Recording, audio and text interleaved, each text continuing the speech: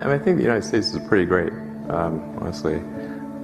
Definitely the best place in the world to start a business, and particularly if it involves technology. I think certainly we need to take a look at our immigration laws.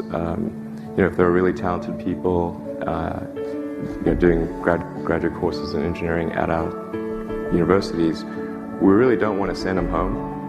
We want to try to do everything we can to keep them here, because if for every one person who's like an ace engineer, that there are probably like 10 jobs that will be created if that person stays here. It's a huge multiplier effect.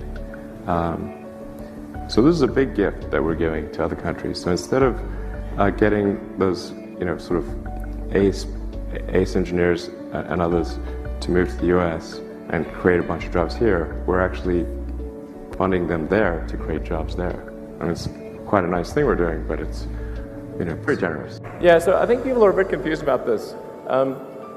Unfortunately, this is not up to us. So the U.S. government regulations,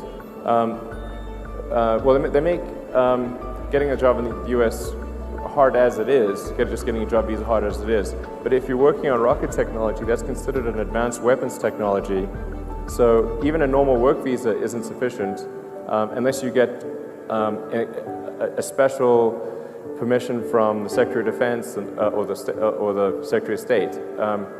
So I want to be clear, this is not out of some desire of SpaceX to just hire people with green cards. It's because we're not allowed to do anything else.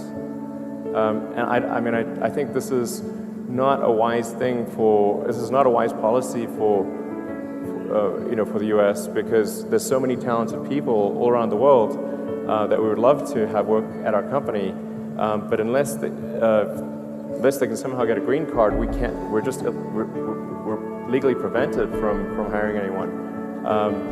But for example, this is not the case at Tesla. Tesla, we're about a quarter of our engineering team is from outside the U.S. and maybe even 30%, because we don't have the ITAR restriction.